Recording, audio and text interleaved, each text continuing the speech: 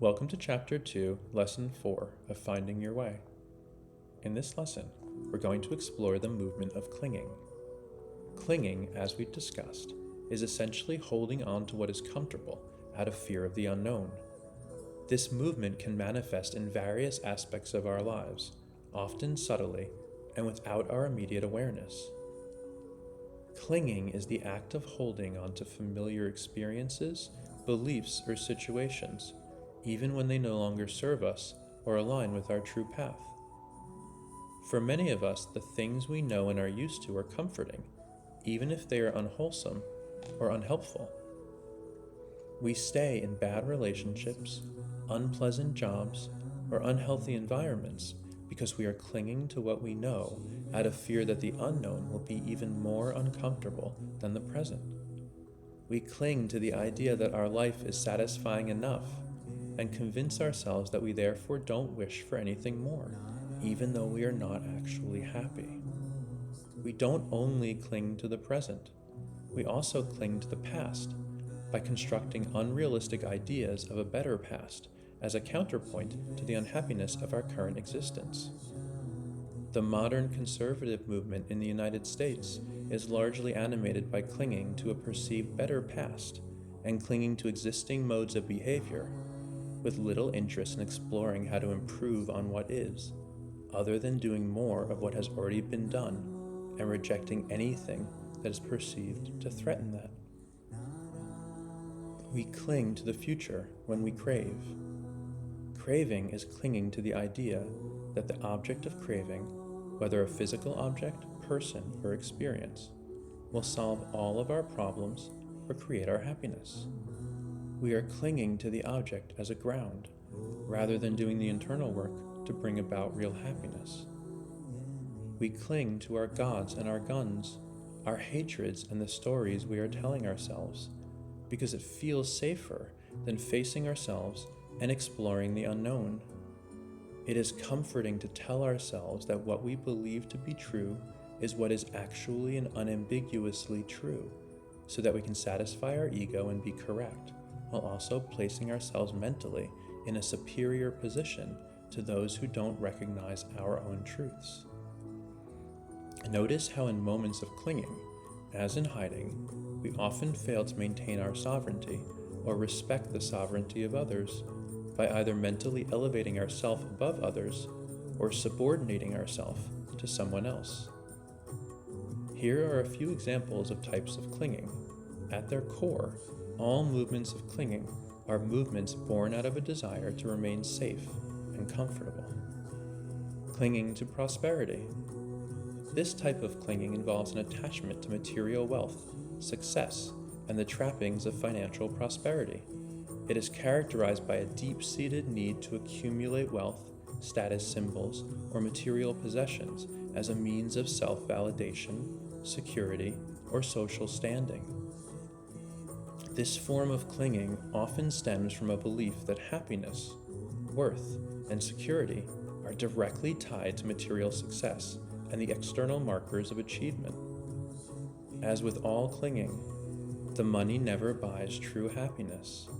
Conversely, many people who do not have wealth tell themselves the story that money is evil, and they are therefore averse to wealth at the same time they crave it, compounding the clinging. Clinging to outcome. Here, the focus is on attachment to specific outcomes or goals. This can manifest as inflexible adherence to plans, a reluctance to adapt to changing circumstances, or an obsession with achieving certain life milestones, often driven by societal expectations or personal ego. Many people on the spiritual path suffer from this type of clinging. They view enlightenment or some other milestone of the path as their salvation, and thereby dramatically externalize and distort their journey, creating much suffering for themselves. Clinging to belief. This involves rigidly holding on to beliefs, ideologies, or worldviews, often out of a need for cognitive consistency or fear of being wrong. It manifests in an unwillingness to consider new ideas or perspectives, and can lead to close-mindedness or intolerance. Clinging to identity. All clinging ultimately arises from our sense of self. If we didn't cling to our identity, there would be no us to do the clinging. It is only through a distorted understanding of self that any hiding, clinging, or shattering arises. When we identify with something, we put a piece of our consciousness in that thing, attaching ourselves deeply to that thing and hollowing ourselves out in the process. While any identification is unwholesome, it can be particularly problematic when it involves holding on to certain aspects of our identity or self-image that have become outdated. We often cling to past achievements or failures, roles or self-perceptions that no longer reflect our current reality or aspirations, but provide a sense of identity security. Similarly, we often cling to aspects of identity that are aligned with our cultural milieu, even when those aspects don't accurately reflect our internal beliefs or moral philosophy, so that we do not have to stand out or be judged. Ironically, the safety we perceive in clinging is an illusion. By holding on to the familiar, we close ourselves off to the potential for greater joy and fulfillment. We limit our ability to experience the full spectrum of life and the growth that comes with embracing new opportunities, and we distort our manifestations, causing us to experience unwholesome and unhappy outcomes. To begin addressing clinging, we must first recognize its presence. It might appear as reluctance to change jobs despite dissatisfaction, or as an unwillingness to let go of old grudges or past hurts. It can also manifest as a persistent craving for material possessions, exciting experiences, status, or relationships, believing they will bring happiness. Cultivating awareness is key to understanding our clinging tendencies. Pay attention to moments when you feel resistant to change or when you find yourself justifying staying in a situation that doesn't fulfill you. Notice the justifications you create to maintain the status quo. As with hiding, we can use mindfulness to notice our movements of clinging, keeping our psychological focus in the now by moving with equanimity. Then we can explore the movement with an attitude of inquiry, courage, and compassion. At the root of clinging is often a fear of uncertainty or a lack of trust in ourselves and the universe. To move past clinging, we can face these fears directly, acknowledge them, explore their origins, and reconcile with them. Invite them to change your mind.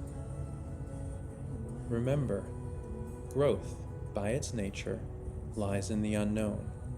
The process of letting go is not about loss, but about opening up to new possibilities. It's about trusting that there is something more fulfilling beyond our current understanding. It's a leap of faith, a step towards growth and spiritual awakening. We often instinctively cling to a ground of safety and security, thinking that if we let go, we will fall. That is a fallacy. When we let go of ground, we don't fall, we float. To aid you in this journey of recognizing and releasing clinging, I will now transmit an energy to help illuminate these patterns in your life. This transmission will enhance your awareness of movements of clinging and support you in moving towards a more open, seeking-oriented mindset. Perceive clinging as clinging.